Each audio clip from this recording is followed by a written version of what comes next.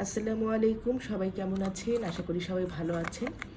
Savlon বেশ কিছু নতুন সোপ লঞ্চ করেছে। এর মধ্যে আমি আজকে যেটা নিয়েছি এটা হচ্ছে মিল্ক লোশন অ্যান্ড আমন্ড ক্রিমের। আর যেহেতু আমার স্কিন একটু ড্রাই, এজন্য এটা আমার জন্য ভালো হবে বলেই কেনা।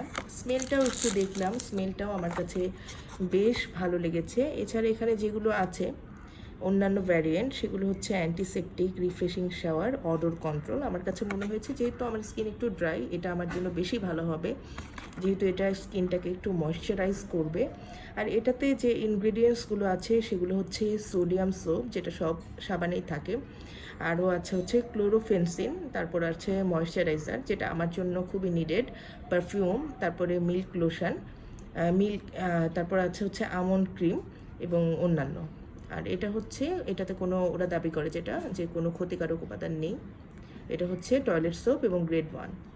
যাই হোক, এই সাবানটা এমনিও স্যাভলন সাবান আমার পছন্দের, তো নতুন এটা নিয়ে এসেছি, আশা করছি ভালো হবে।